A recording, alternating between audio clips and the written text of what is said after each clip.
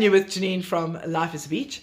And today I have Hugo with me. And Hugo is basically, he's Joburg SAPRO. And he runs the warehouse together with his team downstairs with Victor.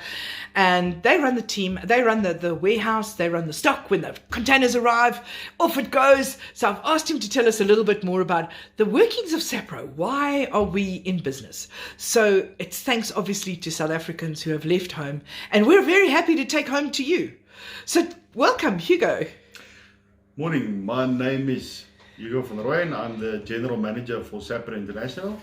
I run the Joburg branch where we do the bulk of our containers of foodstuffs, groceries, anything South African that we export to the expats all over the world. It is quite a daunting task in the sense of the many customers, many different countries, and the requirements of the different countries in order for the stock to be exported and accepted in the importing country. On a daily basis we receive about between 30 to 50 deliveries from various suppliers, and we've got a receiving team that has to check each and every stock item against the invoice. The stock then gets taken into the warehouse, gets labeled for the specific customer as per their requirements, and it gets palletized and loaded into a container via air freight or either an LCL shipment if it's just 1 or 2 pallets that is shipped via sea freight. I've been with SAPRO for just over 16 years. SAPRO is part of my life. It is a passion for me to be able to assist the South African expats that has left the country, of which my brother is one, based in Australia, and it always puts a smile on his face as well as his children when he can buy them some fresh pack rooibos tea or some South African rusks. It is a pleasure working at SAPRO, as we know we are fulfilling a need of nostalgia for the people that left our lovely country so many years ago that are all over the world. Now tell me a little bit about the process. So you were saying that you receive 30 to 50 deliveries every day. Yes. That's a huge amount of deliveries in anyone's word.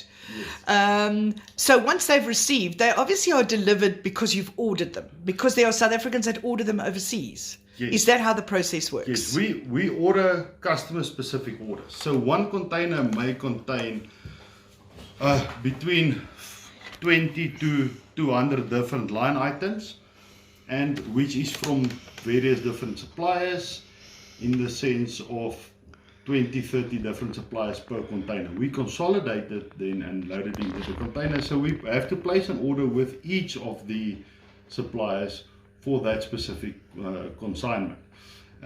Like Ouma Rusk is something that goes in most in containers, but if there's 4 or 5 different containers, there's 4 or 5 different orders of Ouma Rusk, because it is customer specific. Because our expat shops does need a variety, and because of the shelf life of the products, they can't take bulk quantities, so we do from 1 case of a product to 100, 200, 300 cases per product. Popular products, again, Ouma Rusk, Orville tomato sauce, those type of stuff go in bulk lines, but then you get smaller lines which they only take 1 or 2 cases, a specific spice for druiwels, biltong, stuff like that. We then consolidate everything as per the customer requirements, and it gets packed into that specific container. So we do not hold stock as such. We order as per customer specific order to make sure that the stock is as fresh as possible, because we know the transit time is between a month to 2 months depending on the country where it's going, so we need to get the best shelf life so that the customers still have enough time to sell the stock before it passes its best before date. And it's quite interesting because with the export process, I mean, the Ouma Rusk comes in, it gets packaged, gets put in a container, gets shipped across by ship, gets arrived at the warehouse on that side, gets shipped to the shop. and then gets to the consumer. Now, it's interesting that when a South African goes to visit overseas and he pops into his South African store for whatever reason, when he can buy Ouma's Rusk off the shelf at Pick and Pay or Checkers or whatever, and then he says, oh my God, this is so expensive. And we're like, but this is not meant for you. No, unfortunately, there are so many costs involved. Absolutely. In the sense of SAPRO has got its own overheads here. We have to employ our staff, we have to pay their salaries, we have to rent the warehouse. Well, I think so much as it's more the export costs. Yeah. I mean, there are export costs because the customs, there are warehousing, there's all kinds of costs. So I always find that quite interesting when it's actually, guys, it's not designed for you. No. It is designed because when that person buys overseas, it's actually reasonably priced. It's not for you to buy in South African rand because our rand doesn't do that well around the world. Yes, and there are the freight cost is very expensive, especially since COVID happened. We've seen the freight cost increase quite a lot. It has come down a bit, but it's not back to where it were before COVID. So it is the actual freight of sending the stock overseas is very expensive. And then also there's clearing charges in South Africa, clearing charges in the importing country, which all adds additional costs. Absolutely. And I mean, if you look at, I'm just looking at the labeling that you guys have to do, because I know that Audrey does an enormous amount of research on what countries allow which products with which items in it, because every product has a different range of ingredients. Those ingredients are allowed in some countries and not others, because of the country's laws or because of what's happened in the countries prior to SAPRO's arrival. So I would imagine that with the amount of research you guys do, you have to relabel as well. Yes, and that is the bulk of our work here is very labor intensive because of the labeling. At any one time, we have between 20 and 30 guys just sitting and labeling the whole day. Wow. Because we do in a container, in a 20-foot container, it goes on average between 20 to 30,000 products, and into a 40-foot container about 60 to 80,000 different products. Each of those chocolates, each of those cans of cool drinks needs to be labeled, which is very labor intensive, hence we require as much warehouse staff. Wow. And the labor on this side is what also takes the bulk of the time to prepare the stock to be loaded into the container. It takes us between 2 to 4 days to label a full container worth of stock consisting of around 80,000 products. So it is extremely labor intensive. And Audrey was actually saying in one of our interviews that she has to start working on, well, not she, but her team, and that's you, start working on Easter next year, this month. Yes, we have already put in we usually start in June, July.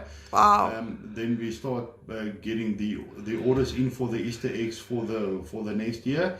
It then gets produced usually in October, November for delivery end of November, beginning of December.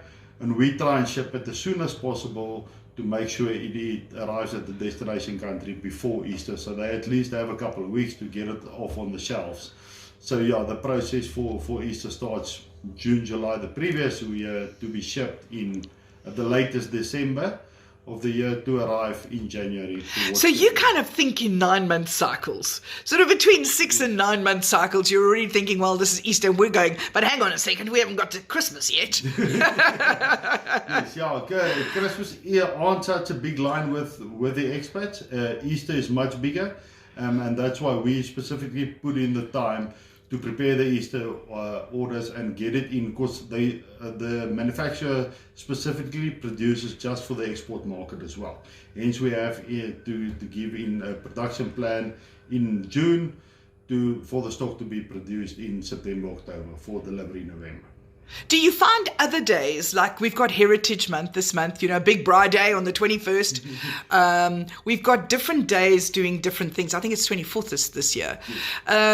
So these different days that we celebrate, like we celebrate Mother's Day differently to the UK. They're on I think they're a month before our Mother's Day. Then there's Father's Day. Do you find those days are not so intense on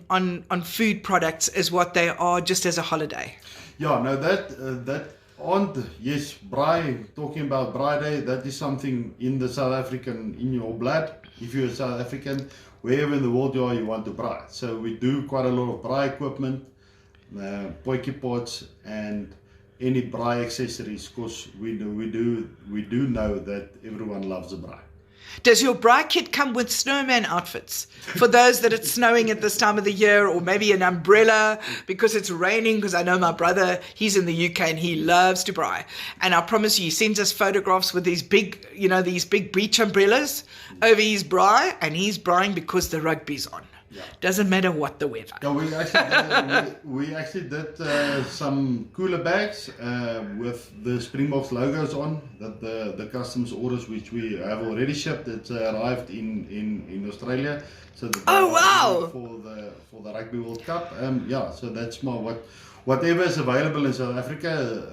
SAPRO's motto is, if it's available in South Africa, we can source it for you and we can send it awesome. Wherever you want it to. And of course, we clapped the New Zealanders this it was just so cool at Twickenham last weekend.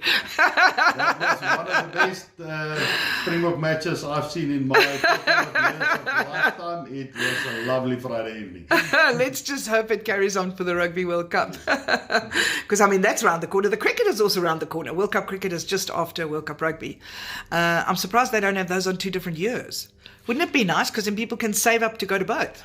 Yeah, but they actually combined that just before the millennium, because it used to be in separate years, and then from 1999 they put it together. I didn't know that. In the same. Shows you how well my sports knowledge is. Because I was thinking they're in India this year for the cricket, yes. And they're in Paris for the rugby. Yes. And I think those are 2 hugely different cultures, never mind different continents. But it is surprising, speaking about Twickenham on Friday night, that in Nkosi Siglele, when it was sang for the Springboks, it sounded like it was a home game, as all the expats were there. Yeah. Singing. That was actually quite. And do you find new countries are opening up all the time, or are we generally still, US, Canada, sort of New Zealand, Australia? Australia and the UK is still our biggest market, but there are quite a lot opening up towards the Middle East. We're into Bahrain, Saudi Arabia. So it seems like the Middle Eastern countries is now also quite interested in our products, because we know there's a lot of expats working in those teaching and having mining jobs and stuff like that. So we are expanding into the rest of Asia as well, which is quite exciting. It is a bit challenging in the sense of we do specific Arabic labeling for especially Saudi. We did for a new customer about 3 weeks ago. We did the first container into Saudi, where we had to do the Arabic labeling for them, which was quite challenging, but we got it off. Customers happy, containers loaded. And where did you find the translation? We actually send the English ingredients to the customer. They translate it into Arabic for us and they send it back for us. Oh, that was a bonus. Yes. I was going to say, because you wouldn't know what somebody gave you. They could have given you absolute gobbledygook and you wouldn't have known, and you would have sent it off to the customer, because you have to trust the person who sends you that. Yes. Oh, my word. Yeah. So that makes quite an interesting job, because it's a worldwide job based in South Africa. Yes. And there's every day there's new challenges. Which is exciting for me. It's a different challenge every day, and you keep coming around the same challenges once a month, once a week, every 3 months, depending on the actual customers that order and when they order and what their specific requirements are. It does keep changing all the time as well, and then we just adjust and we update the labeling or the products, whatever they want, the way they want it packed. We always try and keep up to date with what the customers require and to deliver the best service possible. Well, I think it's been such a pleasure getting to know you. Thank you so much for your time. Much obliged. Hugo, I hope we'll meet again next month, because now I have to go for a wander around the warehouse to see what it is you were talking about. And possibly next month we could see how the process is from the time it arrives till the time it gets packed in the container. Because for me, that's always fascinating to see the process. And maybe we can put that together for next month. Thanks, Janine. It was a pleasure. Thank you, Hugo. Thanks. I'm Janine from Life is a Beach.